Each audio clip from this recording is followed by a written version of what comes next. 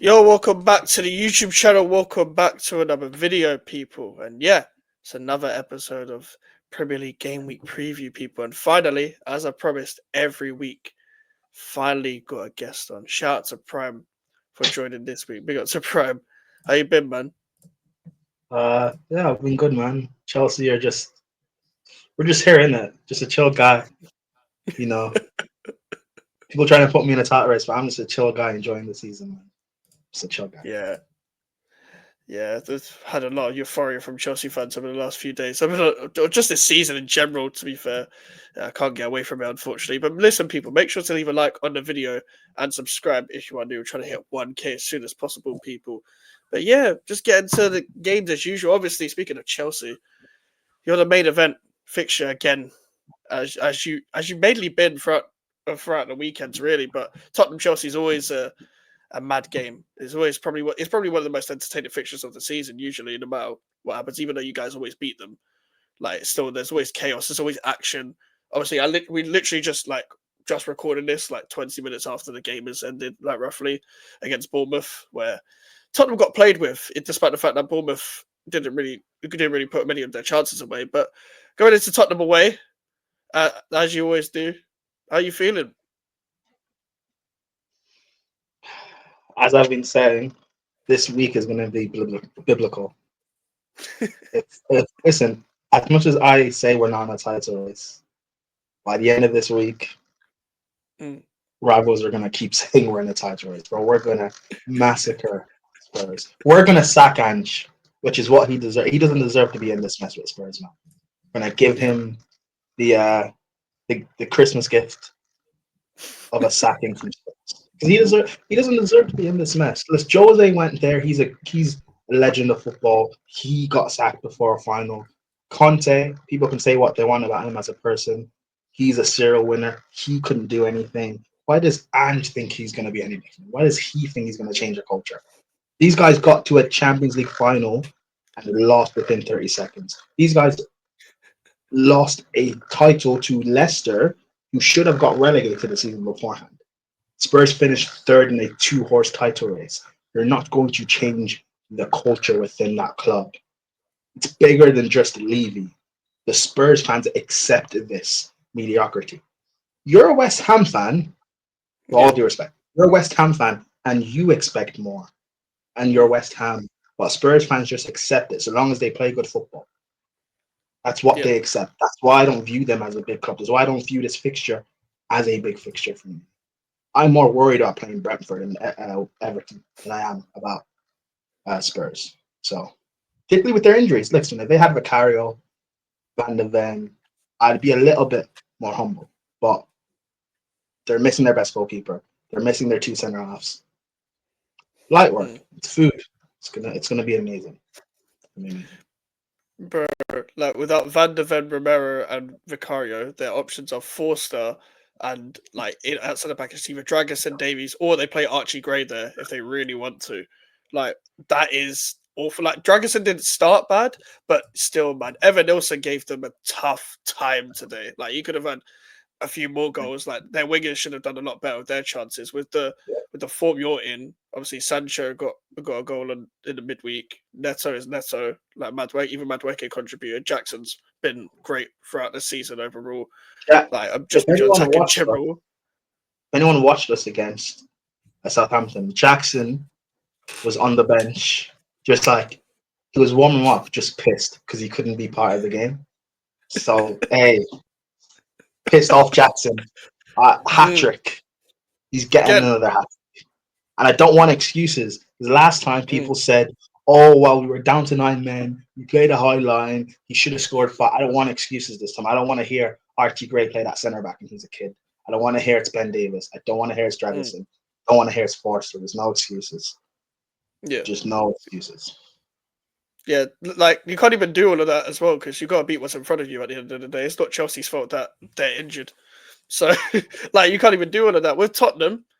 It's the 2 year cycle thing I've always brought up on every show that I've been on. It's basically overhype whoever you got in, somewhat back them in the first season, go on a bit of a run, then it all peters off. You might get a couple injuries, or you just get found out, Then we're at the back end of the season. Then there's a debate between the style of play, no matter what manager it is, whether it's Postecoglou, Mourinho, Conte. That's what it's been like since Poch has left. And they don't get back to the second Oh, season either. you're So perfectly we're right. just going to this cycle, really. Manager comes in, they go on a little bounce. Oh, you know what? We're in a title race. We could win the league. Oh, if with a few more signings, Tottenham are back. We could win something. Then the players get found out for what they are. The system with the manager doesn't work. People blame the manager and say he's finished or he's a fraud or he's not as good as what we've said that he is. He gets sacked before they could achieve something. With Jose, he got sacked before a final and they were still in a good position to get top four. Conte, he got sacked when they were still in a good position to get top four. And then cycle just continues. You bring in a new guy, he goes on a little bounce of form where things look great. Then they go on a bad run. Like when you look at Ange, his start at Spurs is similar to Jose's start at Spurs and Conte's. When you look at Ange's record now, I think there's a record like in the last 39 or 40 league games or something about his bad record. It's very similar to Jose and Conte's. So that tells me what I've been saying since Mourinho, that it's a player issue. But people tell me because I'm a Mourinho fan that I'm just defending him. But I said the same thing with Conte. I'm saying the same thing with Ange. Eventually, you can't keep doing this. You can't keep ruining managers at this point. Yeah. You know it is as well. Like they had a player issue then. They have a different player issue now because even though they've got some of the same players there, they've actually changed their squad. But it's different. Like they've got a different load of shit. Like you're playing attacking football, you ain't got good attackers. And Son ain't Son anymore. Like Solanke is decent, but he ain't getting service from Johnson and Werner all the time. Like Johnson's shooting on goal. Johnson directs sometimes. Johnson's good when he has space in front of him. Like these players ain't giving the ball to Solanke. Yeah, like Mourinho's a defensive manager, and you bring him Rondon. Conte plays three at the back. You give him Paul Torres on loan, or not Paul Torres. Give him Longley and Jed Spence. Ange is an attacking manager, and then you give him Timo Werner. Like, what do you then expect? Let's be honest. What do you expect? And at least Ange, he's trying to work with what he has. With Jose and Conte, they were vocal. They called it out. People said they're negative and they're toxic. Ange is trying to be fair and trying to work, but he's getting all the blame.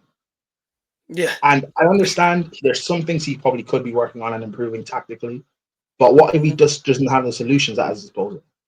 I look at Klopp at Liverpool. Everyone criticized, me myself as well, criticizing how attacking they were and how they couldn't defend. Well, all Klopp really needed was Van Dijk, Alisson, Fabinho, and then they had the best defense in the world since. So maybe give Ange some quality of what he wants.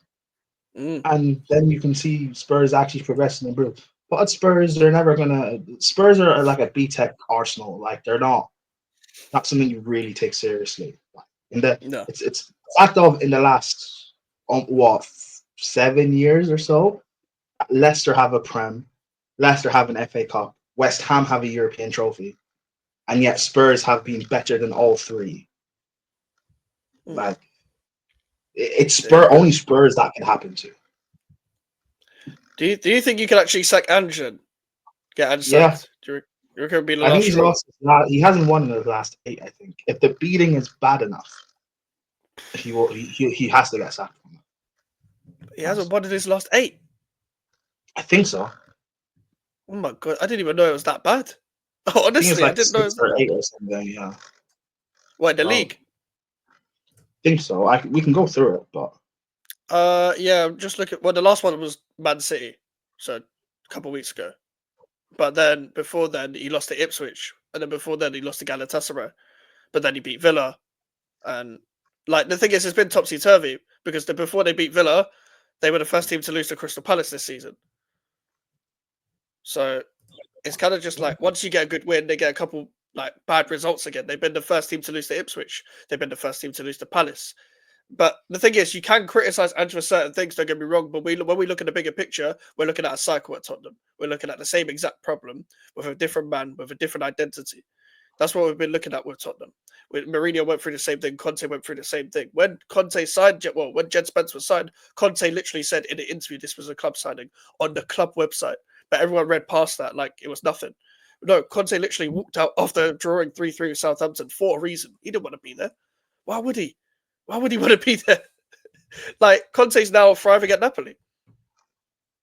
Like That, and it's just this is just Spurs. This is just a cycle, and Spurs fans will try and like twist it and scapegoat and be like, well, Mourinho wasn't good enough anyway, or well, Conte's finished as well, or and she's just he's just a Scottish League manager. What does he know? But your Spurs, what better managers should you actually have? You don't deserve like an Amorim or a Klopp or a Pep. Even Arteta, people criticize him. You don't deserve an Arteta. You don't deserve a Maresca. You don't deserve Ange, but you have him. You don't deserve Conte, but you had him. You don't deserve this version of Mourinho, and you had him. You deserve Lopetegui, bro. That's what you deserve. Bro, you deserve Lopetegui. Bro, if it wasn't for Poch and what he did at Spurs those few years, you guys wouldn't have this much chest and belief. Because you shouldn't have it. You shouldn't. Like, it is as well. It's always like they're going to break the trophy drought every time a new manager comes in. This manager's going to break the trophy drought. Based on what? On the fact that you complained about the owner before when the previous manager was here. So what's changed? Nothing. The manager dopamine. It's like dopamine. When they were in the Conference League, they were telling me, I was starting the season saying to Spurs fans, you guys should target that to win it. Like, it's a European trophy. People could laugh that it's Conference League, but if you win it, no one's going to laugh at you. And they're like, oh no, I don't want to win the Conference League. If we win it, like Arsenal fans will laugh at us and stuff. And a bit like, who cares? It's a trophy. Like, they don't value the Europa League. They don't value the FA Cup. They don't value the Carabao. So, but you're not going to win the Prem or Champions League. So it's just a weird cycle of not winning anything. Yeah. Chelsea are in the Conference League. People can laugh that we're in the Conference League. Yes, fine. But we're going to win it. So you can only laugh at Chelsea if we don't win this Conference League. If we win it, you can't laugh because it's another European trophy. Yeah. And I'd argue this arrogance even started from Poch, because Poch even said, I don't want to win the FA Cup or Carabao Cup. I want to win the Premier League or the Champions League. He said that at Tottenham. Like, what club? Like, I know you got to the Champions League final, but you didn't win it. Like, it's like when we say about Arteta, you only went for the Premier League. You didn't prioritize a single cup. A single cup. That's why he gets criticized as well, because you don't prioritize trophies. Any manager that actually wants to win prioritizes these trophies. Yes, Tottenham are still in the Carabao Cup, but they're coming up against Man United. I think Man United have got them. Like, in my opinion, I think Man United get over the line in that one when it all comes down to it. And even then, don't think they're winning the Carabao Cup anytime soon. But not with Fraser Forster in goal. But that kind of takes them into this game.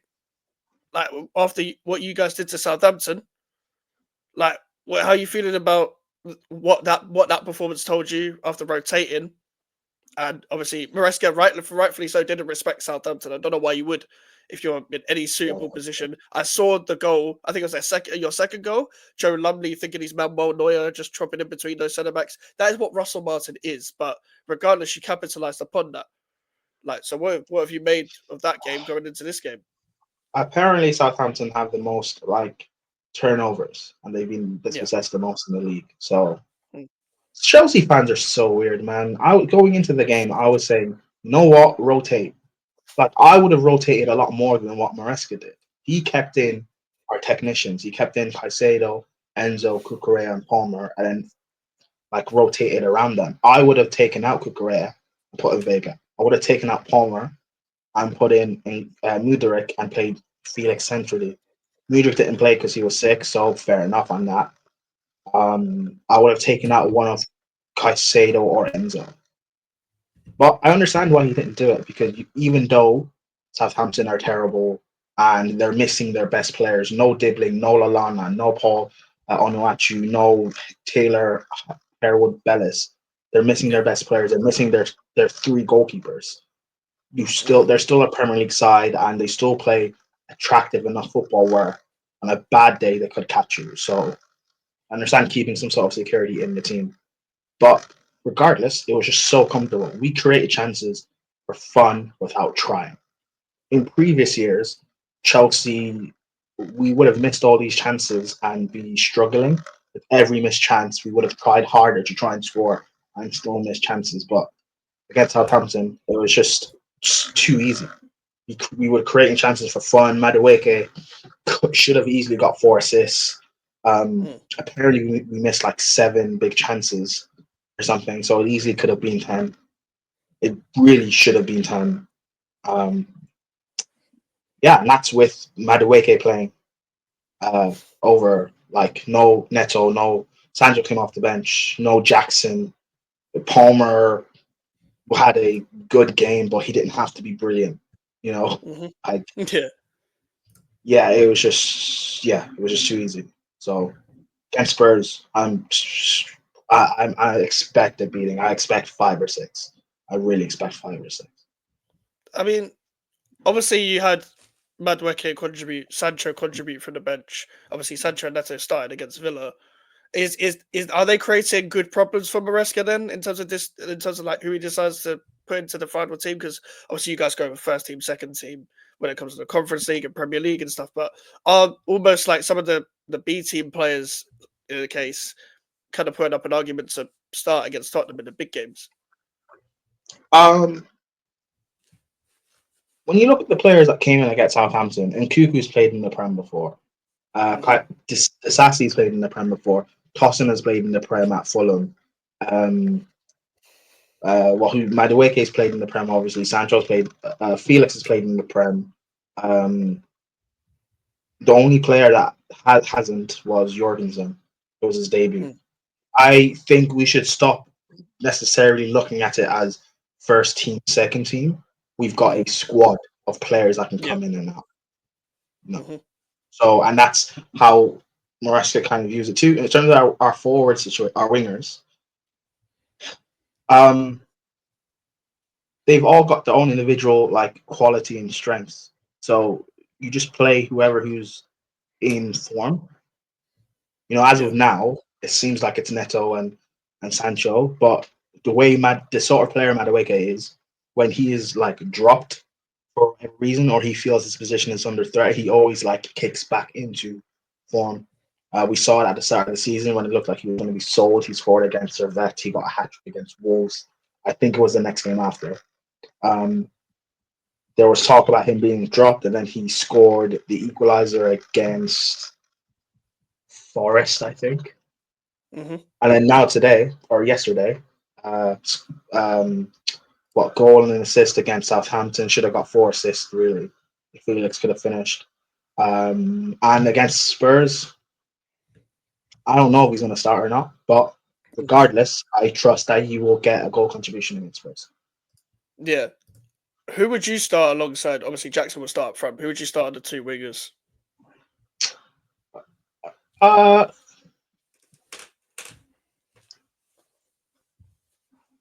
It's going to be Porro and Udogie. I would target them because they're not the best defensively. They're not. I don't know. I think it's going to be Neto and Sancho, but I'd be tempted to go Madueke and Neto and just target them with pace. Yeah. But I think it'll be Neto and Sancho. It'll be interesting what flanks they both play on, though.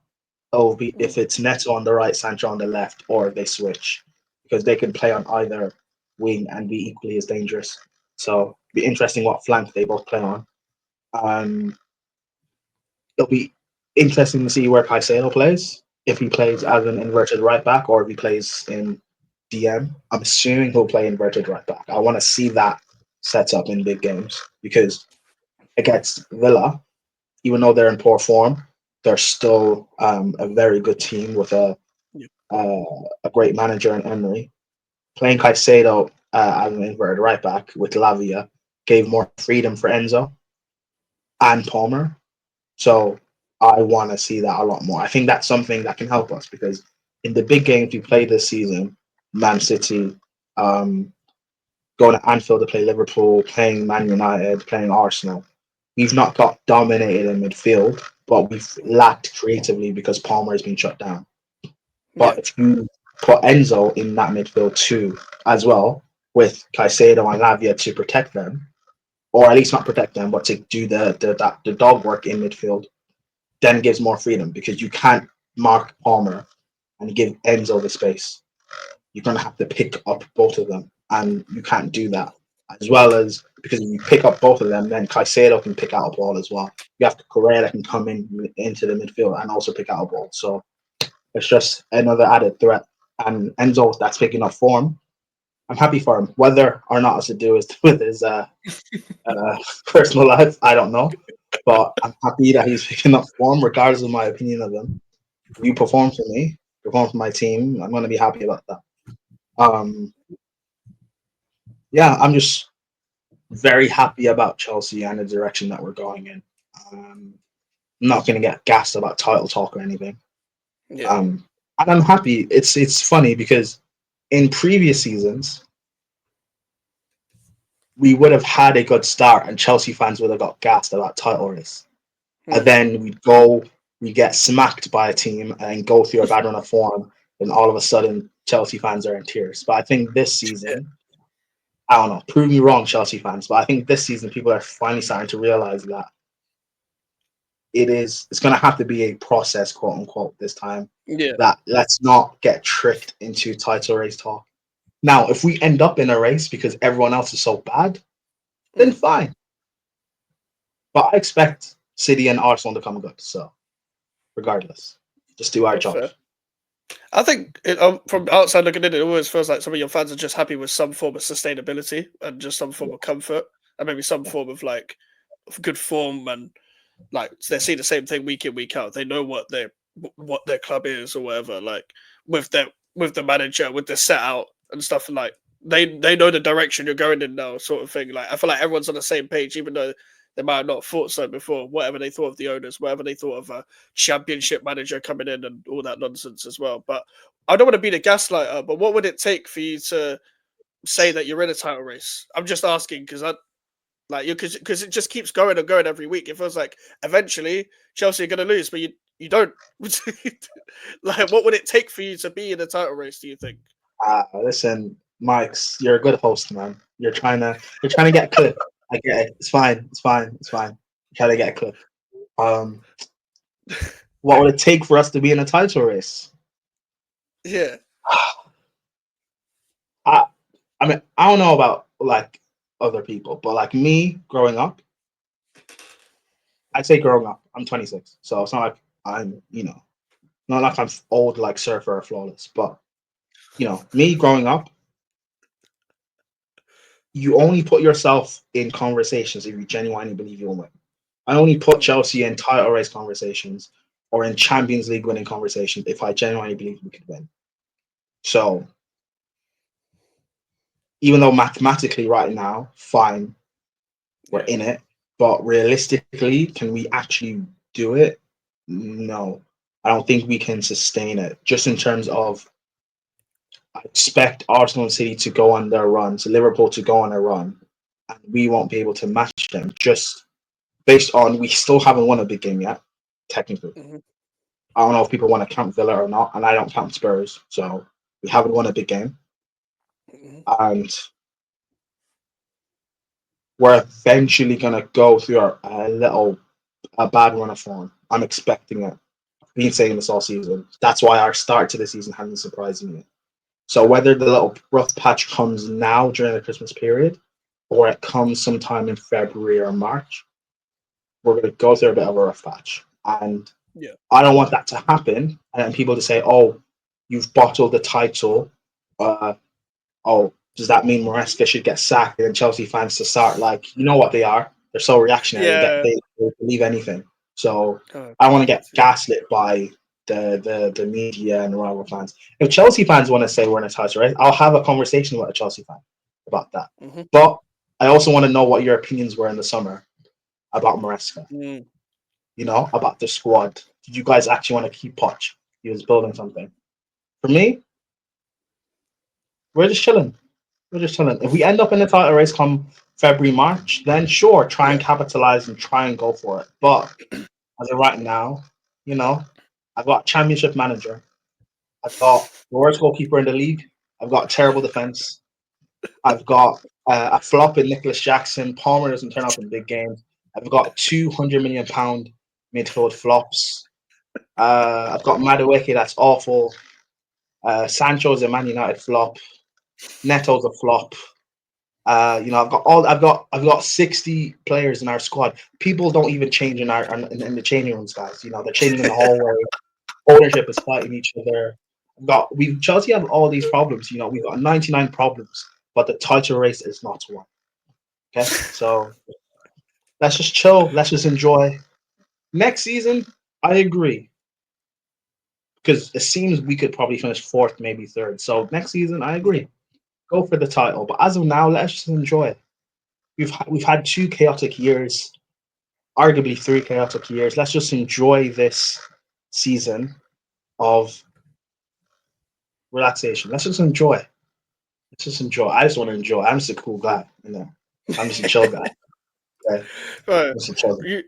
You listed off every basically narrative that all the rival fans and all other Chelsea fans basically had, like against it. That I rate it. I wouldn't be able to remember fucking that many narratives that happened against my club, man. I'd be here all Oh, day. also, Pochettino was laying the foundation so he didn't deserve to get sacked.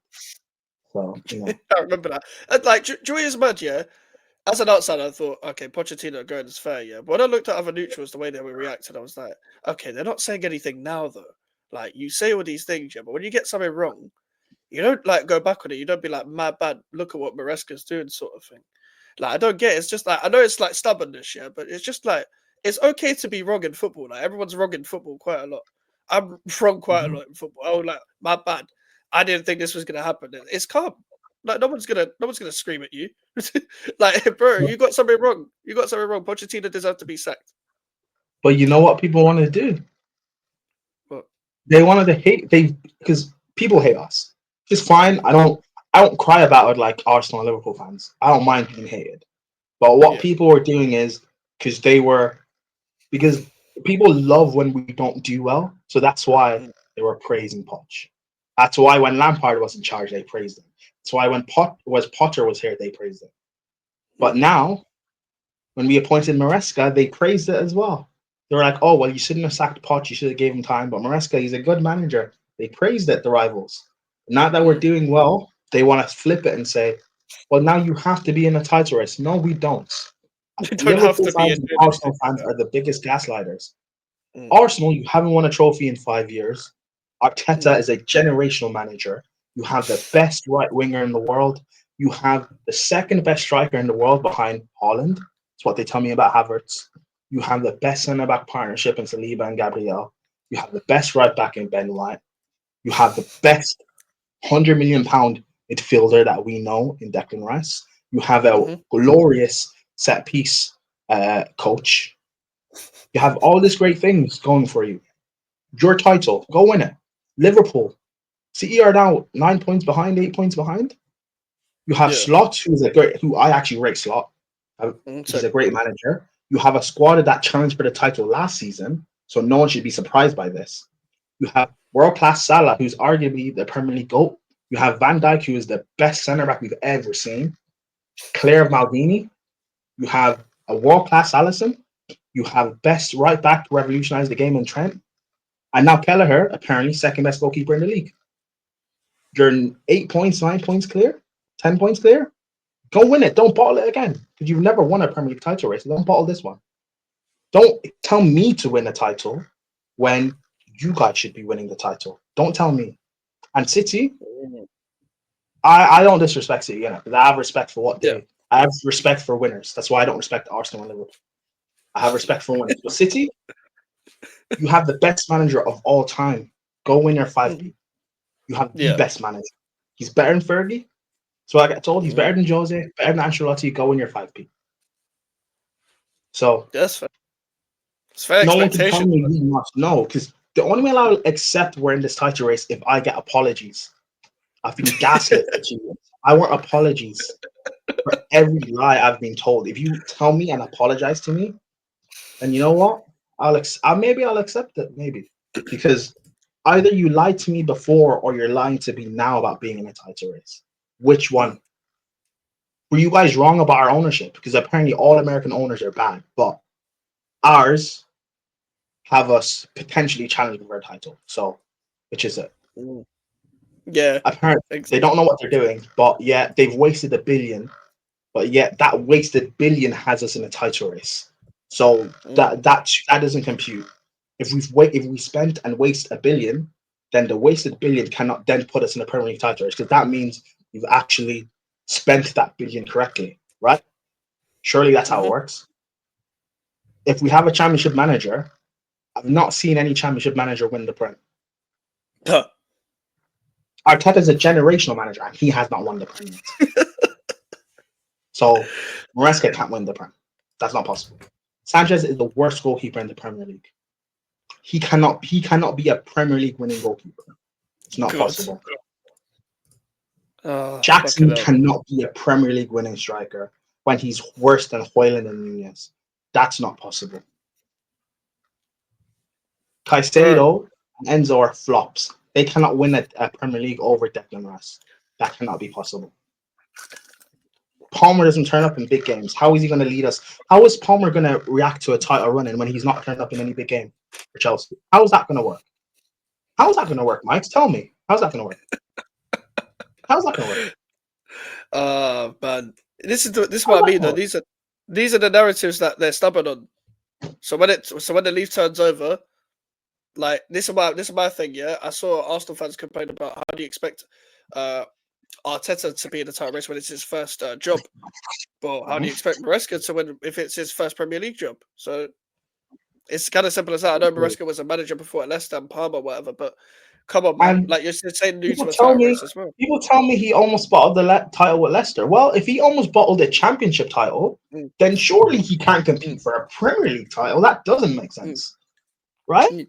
So again, let's just next season. Fine, I agree. We should probably be in that conversation. But now, let's just enjoy. Just because you're failing doesn't mean what I'm doing should be. Just because you failed to get an A doesn't mean my C plus is a failure. No. You guys thought I'd fail the test. I got a C plus. Okay, let me enjoy my C. You're expected to get an A plus. You got the same grade I have. You failed and not me. Okay, that's how it works. I was never supposed to be in this club. I somehow maybe snuck in. I'm just chilling in the background. So don't blame me if I can't pull a 10 out of 10 baddie. I'm not expected to pull a baddie. I'm just here, chilling in the corner. Maybe if no one's looking, I might steal a drink or two, maybe. Who knows? But I'm just chilling, bro. I'm just chilling. I'm not expected to pull a baddie. If she ends up talking to me, then maybe, fine. But I'm not expected to. Chilling. I'm just in the corner. Yeah. Just vibing. I've got my can. I'm just vibing in the corner. That's all I'm doing. Okay. You go pull the baddie. You go pull her. Not me. Yeah, it's legit. Like you have the expectations on that one guy to pull, and then he pulls one. He's like, "Go and pull another one." Like, what do you mean, bro? You put all these expectations on me, and you're just sitting in the corner just drinking, bro. So there you go. Oh. There you go. Like, well, speaking of the title race, another game that people may debatably may say that there may be like a result that people don't expect because Fulham just won today. They face Arsenal at home. I personally see Arsenal getting over the line still in that game. They've gone on a 3-game streak. I think against Forest they look convincing. Like against us, I don't think we even like challenged them in any part of the game whatsoever. And I'm not going to go into that again. But you know, that is what it is. It is what it is. They still won. They were still way better than us. And obviously, for some reason, Man United fans are criticizing the way Arsenal beat them, which is funny in itself. That's one way of showing that you're salty about a loss. I know it's funny to make fun of Arsenal and set pieces and stuff. It's funny, and I'll do it too. I don't care. But if we're gonna have, and that's the thing. That's why everything I've just said about Chelsea. That's why if you want to have actual footballing conversations, let's have an actual conversation. What Arsenal are doing from set pieces, it's elite. Like, I don't see what the problem is. Yeah, Yeah, there is people no maybe problem. can criticize their style of play, but like they're winning games, so who Mm. cares? Is it enough to Yeah. win a title? No, but like we already know their problems for why they won't win a title. So Yep. it doesn't Yeah. like I don't get why rivals are complaining.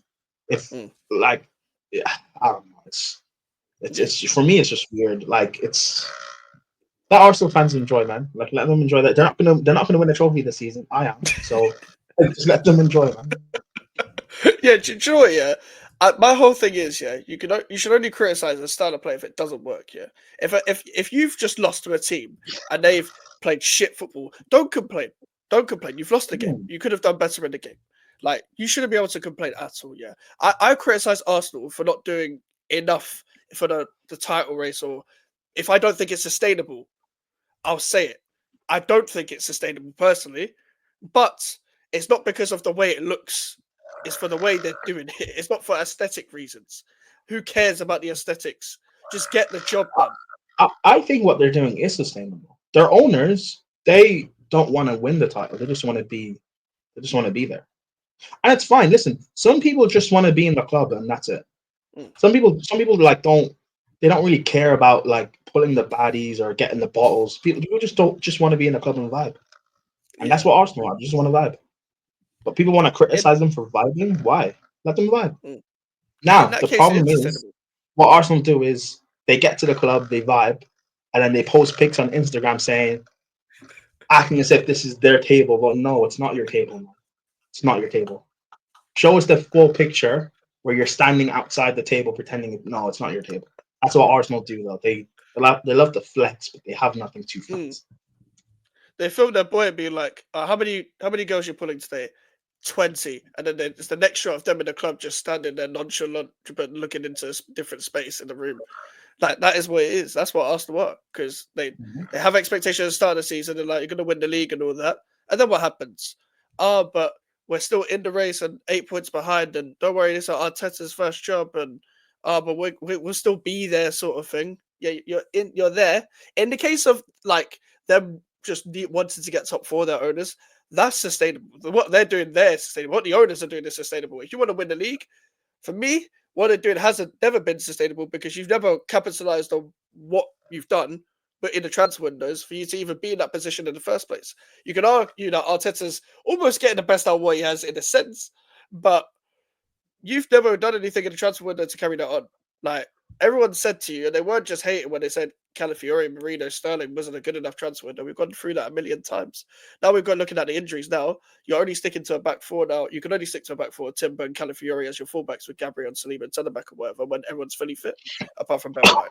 Because Ben White's out for months, but then people don't even like Calafiori anymore because he gets got at and stuff as well. But like, is this first season? He's just settling in and stuff. That's cool. We'll see what happens there. But you made the own bed. You made your own bed. Now you lie in it, sort of thing. Like you just got to get over the line with what you have. Like you got no left hand side, so you're just purely relying on Odegaard and Saka to get you over the line for the most part. And Declan Rice's corners, which is I've always said that Declan Rice looks like the same person from West Ham to Arsenal. But one thing I will say, Oh, he does. what one thing I will say, he's definitely improved his corners because he could not take a corner at West Ham. I'll say that for sure. He was your As corner taker at West Ham. for the last season, yeah, the last season he was. Why? Because sometimes we did have Ward Prowse then, and Cresswell wasn't playing. Uh, and Cresswell was kind of washed at corners. We didn't have anyone else. Oh, okay. We didn't have any other in swingers. We're just going to let Ben Rama take one. Who was Bro, your who was your penalty taker that team? Paquetá or Bowen. Ben Rama. No, Paquetá or Ben Rama, because Bowen took a penalty, missed at Anfield, and then it was Paquetá and Ben Rama. They never missed. But that was one Oh, thing Ben Rama was actually really good at, was penalties. yeah. So fair play to him for that. But he couldn't take a corner. Jesus Christ. To be fair, like some players just can't take. I'm not going to compare Ben Rama to Payet, but Payet was great at everything. He couldn't take a corner. He couldn't take. That was the one thing he was shit at. Corners. He can take a free kick. Can't take a corner. I don't know I what it find was. it weird. Corners are not that hard to take. They're not. They're not at all. No. But to be fair to Rice, yeah. One thing I will say, improved your corners a lot. Improved your corners a lot. That pinpoint on the head all the True, time. but it also makes it easier when you have like what 6'4" athletes in the box. Mm. But again, I can't take it away from Rice or Saka because you're doing it. Most people can't Yeah, beat a man, so the fact that you can, I give you credit for that. yeah. Do you think Fulham can pull off a shock result? No, Not at all. no, I think this will be. I think this will be like an end-to-end game, though. I think Fulham will Yeah. come out like to try and attack, but Mhm. realistically, Arsenal will win the game. I think it'll be like a 4-2, 4-3, 5-4 type of game. But like there'll be a lot of goals. Yeah, something ridiculous. They like Fulham literally lost to Wolves at home like what a week ago, 2 weeks ago. Cunha scored a hat trick. And look at Wolves right now. Jesus Christ! Like you don't know what you're gonna get with the Premier League sometimes. Where just Wolves are struggling, and all of a sudden Cunha scores a hat trick at Craven Cottage. Like Fulham are actually having a good season for their standards as well. Like Iwobi's playing well, Smith Rowe's playing well. Even though Reece Nelson just got injured, he couldn't play this game anyway. But he was actually doing decent, combining with Smith Rowe and Iwobi and stuff. Jimenez has had a great season. Like Oh, Reece they're Nelson's doing on well. loan. They have. Yeah, Reece Nelson's on loan. It's not a Oh, I thought permanent. they sold him. No, because it was the last minute. He was meant to go Ipswich, and then Fulham hijacked it because obviously Sterling came in. Oh, That's the only reason why he went out. damn. Yeah, so that was just there to fill those numbers. Yeah, so Sterling's getting Reece Nelson bench minutes. Like that's it. Like legit. He's getting Nelson Oh, minutes. sorry. That's another thing. Oh, we took Chelsea's best attacker, guys, in Sterling, and then Havertz and Mount. We took your best attacker, guys. Oh man, So, Havertz and Sterling. What a way to win the league. Oh, fam. Like Rice and Partey, fair enough, cool in midfield, but you still don't know how to use Declan Rice. I've seen every time, like Declan Rice has been used in every part of the pitch, and every time I'm hearing complaints, like you don't know how to use him. It's calm though. Just it's quite simple. Double pivot and get the other guy to distribute the ball. That's simple. He's the ball winner. Distribute the ball to the other midfielder. They distribute the ball forwards. He's just an extra man in midfield to win the ball back, especially in the big games to be more solid. It's quite simple. I said when he went there, Arteta doesn't know how to use him because they didn't like him when he was playing in the deepest midfielder at the start of the season. So then Jorginho came in and Rice was playing in the advanced midfielder. And they were like, we don't like him as the advanced midfielder. Well, why did you sign him then? Why did you sign him? Like legit, you're playing Partey again now. So why did you sign Rice? Why did you give you us know why Hudson? they signed them? Why? You know how Party has a weird case. Oh I'll yeah, get why into is he around? yeah, what? Hey, yeah. I think um like I think they signed them that season because was that they signed them. They signed Declan Rice not this summer, gone last summer, right? Yeah, last summer. Yeah. Yeah, I think they were expecting something to happen with that case, and Oh, him fair not to enough. be like available or something, or to be, you know. Yeah, yeah. I thought we were gonna see an Eder Valencia situation. Yeah. Do you? I mean, did you see? Yeah, like one time. Yeah, Eder Valencia was in like I think it was Copa America playing for Ecuador, and he got arrested at the game because he didn't pay child support. Bro, I thought we were gonna see Partey go like Afcon or something, and him get like this Eder Valencia treatment. He just gets arrested after. Oh, I saw. speaking of Afcon, Ghana won't be there next year, so yeah, hold that. Bro, I'm living Uh, life. I'm enjoying right now. Enjoying. Nigeria Hey, and and if Shamrock Rovers get something against Chelsea this month, listen, good. No one can talk to me, man. No one can talk Oh, to me. that's a triple kill. I've got Dagenham and Remembrance in the FA Cup, and that's it. That's all I've got. Oh, and Uganda. Big up Uganda. But yeah, West Ham. Yeah, Look at sorry about Uganda. that, man. Yeah. Just- Oh, Uganda no, are Afcon, right? yeah, Uganda Afcon. Kenya And didn't make it, Ghana but I got aren't. Uganda. Wow, Yeah, crazy. fucking. Even Uganda can get Afcon. Wow, crazy. I couldn't name you one Ugandan player. I couldn't Hey, name you but one. Kudus plays for a Ghana and he's not at Afcon, so who knows really? Maybe you don't need a star boy. Uh, Kudus, that's what Kudus I'm is saying. the best young African footballer. I'll say it. I don't care. He is, and he can't take on the AFCON, missing a crunch penalty. Is what it is, man. Head's not in the game. I blame Lopetegui. But go to Benteke tax. No, I hear it because I blame Posh for everything, so I hear it. If I played for Moyes and Lopetegui and I went to West Ham for that, I'd be depressed as well. Sure. I'd be depressed as well. So there you go. But with this for the Arsenal game, it would be nice to see a Smith Rowe at masterclass. It would be nice. I'm just saying. That would be a great narrative. Is that Craven Cottage? Smith Rowe will score. He will score. I think he'll have a good game. I think because he will be playing in a 10, right? Yeah. Him and Darwin Traore and Harry Wilson. Will he be up against Rice or Jorginho? Jorginho might not even play because Partey played against Man United, so he might play again. You think Partey will play again? Yeah, probably because Arteta, he doesn't care about man management. Yeah, true. Yeah, I think Smith Rowe will cook. He'll sauce. Listen, that's a guy I was wrong about. He's actually a good player. I thought he wasn't good when he brought to Arsenal. But hey, I always read him. Apparently, all you need to do is leave Arsenal to look good. So he has actually not even been injured as well. Like Marco Silva's managed his minutes really well. So Arteta tax, baby. Arteta tax. You see what happens when you have an actual good coach. Yeah. See what happens? Yeah, it must be nice. Yeah, no, it is nice, bro. Listen, you'll get there. You'll get there one. I fucking hope so. I'm not. By the way, people, we're not talking about West Ham Wolves today. We're talking about that on Saturday. Join me for that. But Arsenal did face Man United, and it did get them over the line. Man United got Nottingham Forest at home. Old Trafford. Yeah, 5:30 kickoff. We make it out. I don't know. Man United, they start early under Amorim and then they gas out. Mm-hmm.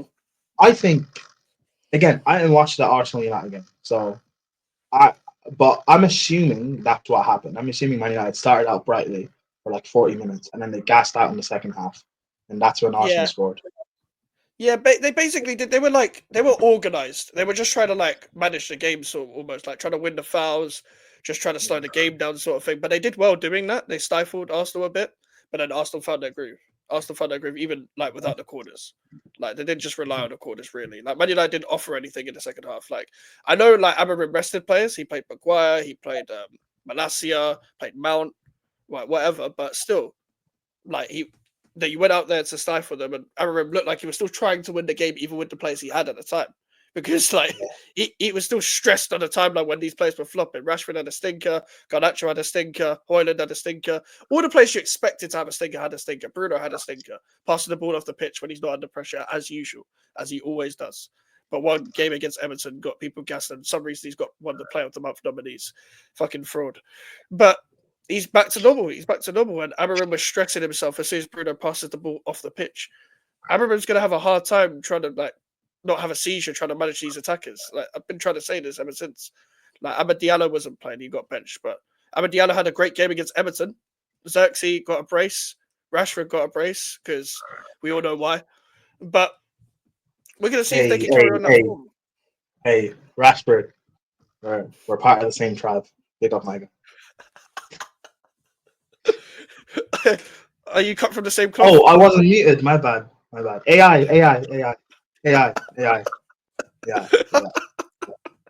Yeah. Fuck's sake. Mike, you're not allowed to clip this. I don't give my consent. Fucking hell. Let's talk about listen, I think that's what Rashford is like. Listen, some guys are an Enzo and they need to leave their families. Some guys are Rashford. They need a good woman to form well. So you'll see world class Rashford again now. Listen. Taz and Alfie tried to look at me weird when I said explore all possibilities on Monday. Listen, sometimes you gotta explore all possibilities when your career ain't going well. Listen, I don't care where your life is. I don't care. If you're going through a goal drought, refresh, bruv. Just refresh. Hit the refresh button, man. It's calm. No one's going to judge you apart from maybe Are the you Daily saying that's Mail. what? That's it. Are you saying that's what Lopetegui needs? I don't think he's been shagging in like 10 years, bro. He hasn't looked like it anyway. Do you think he needs to leave his missus so Everton to West Ham can perform well? I think his missus needs to leave him. Wow. You look like he hasn't seen fucking sunlight in about 20 years, bro. Hey, Lopetegui, you're still my manager, okay? I still respect you. Oh, fuck that. Fuck that. We don't give crackheads respect on this channel, man. But like, listen, with Wow. with Man United, yeah. Is it just a case of Amorim's got to get the best out of what they have? He's just got to get these results over the line until January, maybe, or even just till the summer with the squad that he has at the current moment in time. Like, is there any expectation when the manager comes in that at this moment in time with a big club like Man United? I mean, I still think. I mean, they're in the top four race. So like, in terms of competing, I don't know if they'll still get it, but in terms of competing, they're still in the top four race. I think.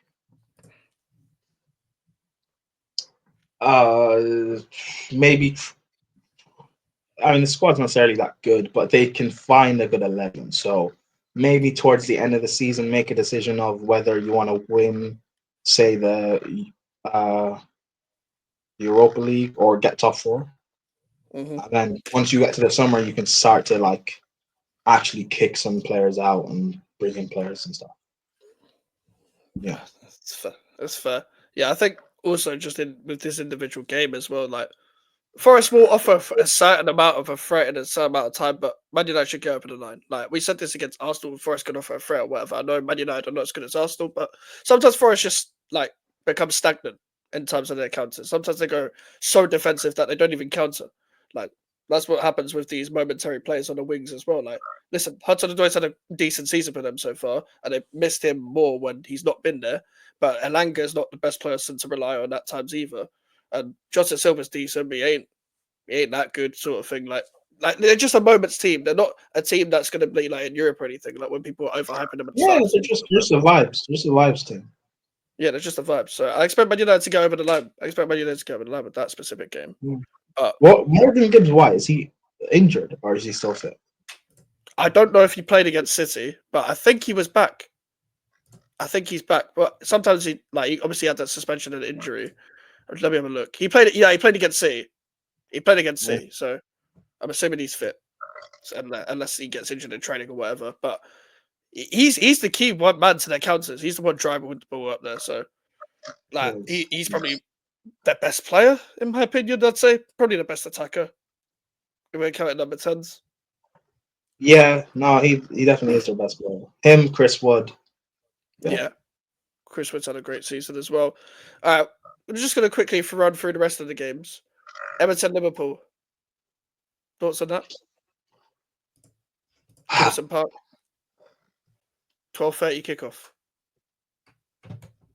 Everton's last Merseyside derby at Goodison Park. The fairy tale story.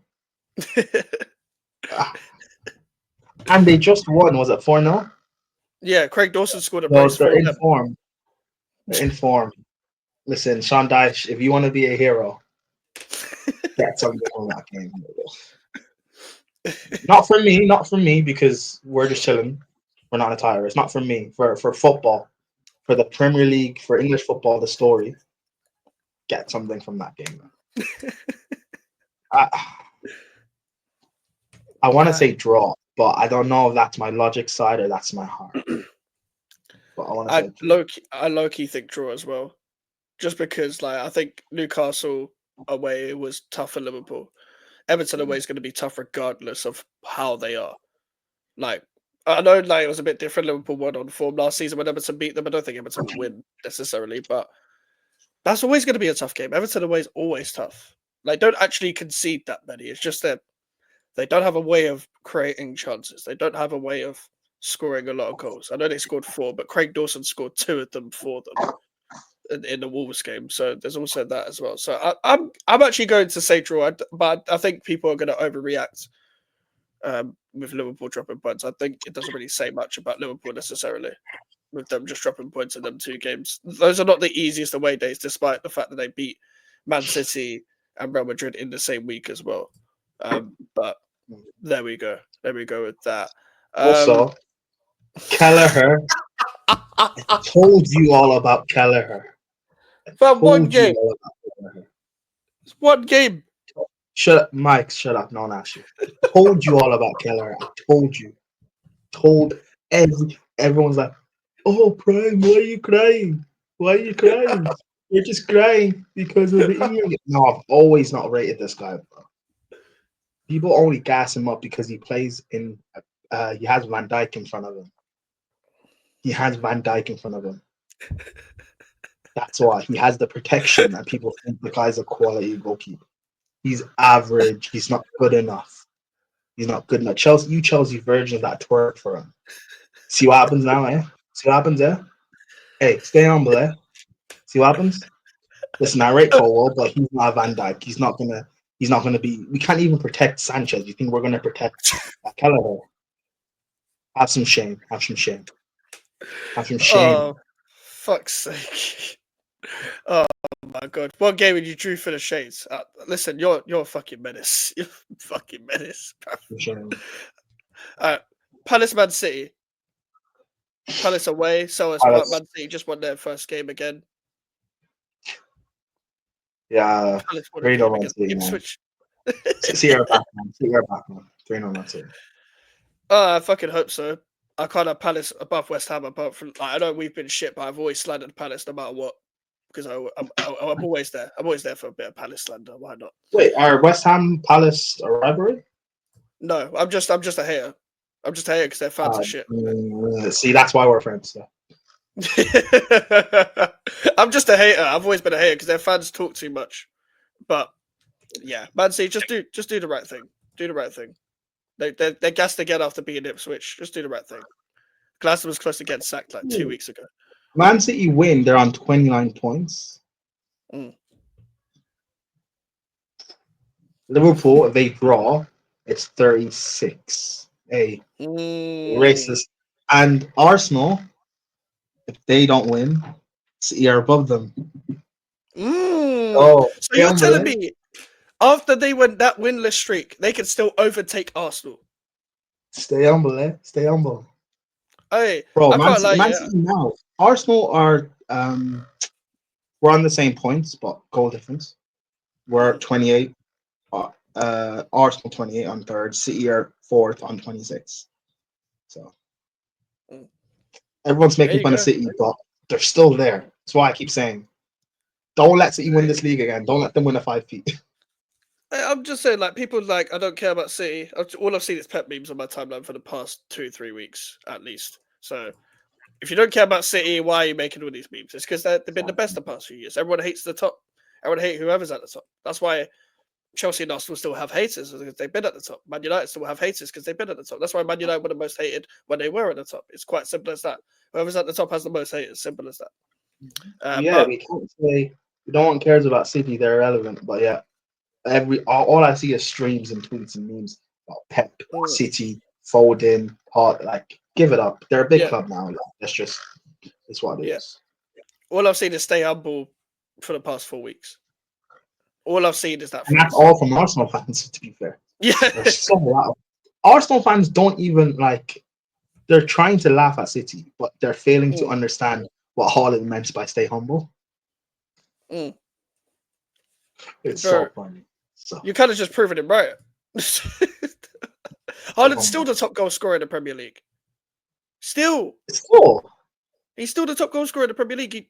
I'm pretty sure him and Salah are equal because Salah scored 2. I'm pretty sure because Haaland scored one on the against Forest. I'm pretty sure they're even. Oh yeah, no, the top goal scorers: Salah 13, Haaland 12, Palmer 9. Jackson's on 8. Hey, Haaland, come outside. Even with Haaland on that goalless streak, and Kevin De Bruyne just come back, and Salah's just overtaken him still. It just kind of proves how clinical Haaland really is still. When he has the chances, I don't know why City can't create without De Bruyne, but it's still Kevin De Bruyne at the end of the day. You got enough players to create without him, in my opinion. Maybe not the chances that De Bruyne can create, but you can create without him. You're not exactly got You ain't got Calvin Phillips in the fucking 10 or anything. You still got Bernardo Silva and Foden. Like, they should be doing better in their roles, but they'll get over the line against Palace. Aston Villa, Southampton.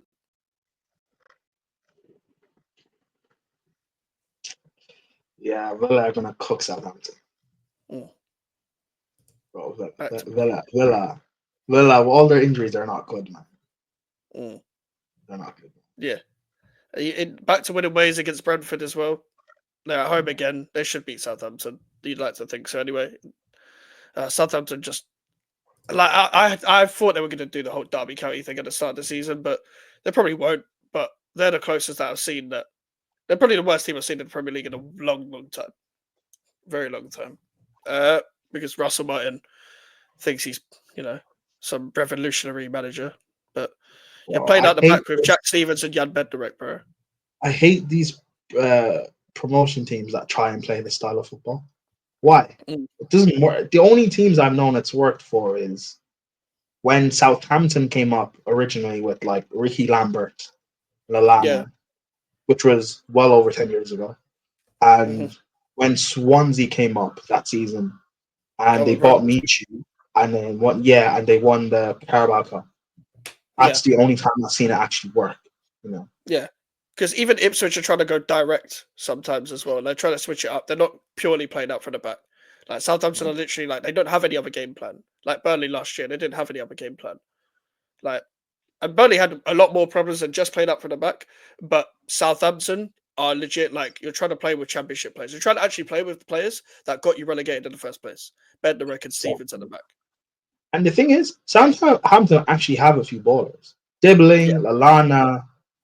Small bone is all right. They have a few decent like forwards. Downs as well, yeah. They were all out against Chelsea, and that's why I knew like we're gonna batter them. But they're not gonna pose a threat.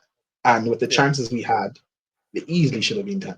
So yeah, they're not. Even Flynn Downs was out. Shout out Flynn. Shout out Flynn Downs. Leicester, Brighton. Leicester at home. Ruud van Nistelrooy. They won against West Ham. Who hasn't? But Brighton also just got beat. Just got beat to Fulham as well. Are you busting up? Sorry. No, because you said that just reminded me of last season. But yeah, Leicester at home again. Brighton away again. I still think Brighton get over the line.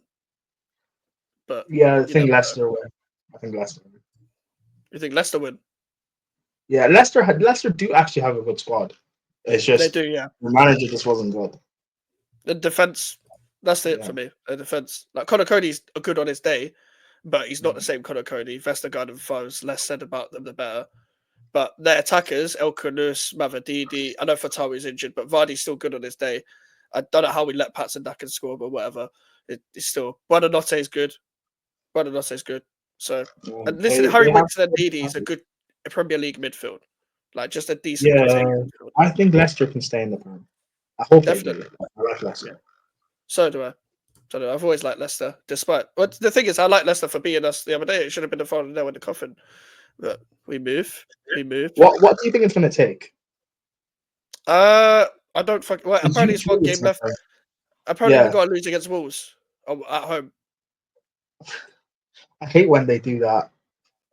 But apparently, it's one game left for both managers. Wolves did the exact same thing. They did the exact same thing as us. We both did the exact same thing as each other. Apparently, if either club loses, it's genuinely the most El Sacico thing ever. Like, when people say El Sacico, it's usually an exaggeration. This is a legitimate El Sacico. Like, whoever loses is going. So imagine we draw. Both of them stay. Imagine we draw. By the way, you got the former Wolves manager versus the former West Ham player. Like, it's just Max Kilman's there. It's all destined for the most shit game ever of football on Monday night at 8 p.m. What a way to sell it.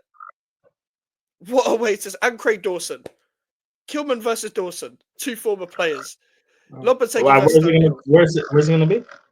At our ground. I'm going to the fucking game, unfortunately, because I've got a season ticket. I'm there. Hey, when's the game? On Saturday, right? No, Monday, 8 p.m. Oh, 8 p.m. Guys, Make sure you tune into this channel. Are you gonna do a live review? Oh, bro, I'm gonna be there. Match reaction. We're there. We're there. Oh, you're gonna do a video match reaction, not a live review. I'll do both. Like, I'll have the fan cam and I'll have a live. So Okay. you can Listen, check we'll out be there, either. guys. We'll be there no matter what, guys. Okay. This is the game where everyone wants to lose. It's funny. Wolves fans want to lose and West Ham fans want to lose. It's actually genuinely hilarious. Both teams want to lose. I've never seen anything like it. But Is there last even a game, guy lined up? Do you guys have them lined up? we've There's got a Sergio shortlist. Style that was linked, right? But Yeah, we've got a list. We've got a list. But it's long. It's long. Like it kind of just depends. Like we're gonna go in for managers. We're gonna go in for a certain amount of managers, I think. But honestly, at this point, I don't give a fuck. Just sack him. I don't care. I don't care. Just I'll be fucking interim for one game. I don't give a shit. I don't have coaching badges. I'll be like, we'll still just charge the club. Just charge the club for one game without the coaching badges. I don't give a shit at this point. Brentford Newcastle last game. Brentford at home just lost to Villa. Newcastle drew Liverpool after struggling. This could be either a really like sick game or a really fucking shit game. I think a draw. Screams a draw. Newcastle. Brentford are good at home as well. I'm saying Brentford win. No, they're apparently not beaten at home. Yeah, apparently, yeah, I think so. I don't know any team that's beaten them at home. I can't think of a game. I'm gonna go Brentford draw. Wait, hold on. I want to see because we play them soon. Just want to see. If you're the first team to beat them at home, I swear to God, man. Okay, it's at the bridge. Okay, that's good. Oh, okay. Robert Sanchez resurgence from last year. I thought it was at third round. I was worried. Yeah, it's at the bridge. Nothing to worry about, guys. Nothing to worry about. But it doesn't even matter. We can lose because we're not in title race, so who cares? Even we drew there. I don't know how the fuck we drew there, but anyway. Because you guys have quality in your team, regardless. Yeah, I guess so. We do, but it's just like, it's just depression. Footballing depression, that is literally my club at this point. But yeah, I think Brentford draw in Newcastle. I just think it would just be it would be on Medico, bro.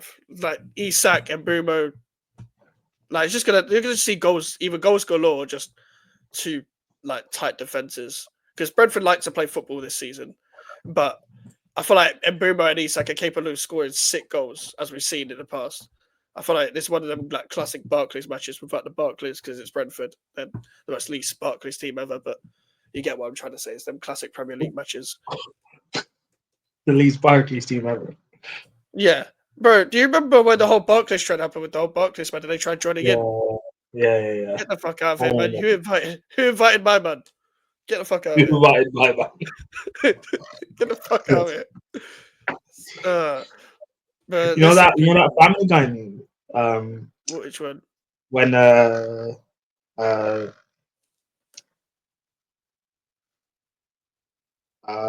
know that meme where they all have their hands in, and then the guy with the like peg arm or something puts his hand in, and they're like, no. You don't know?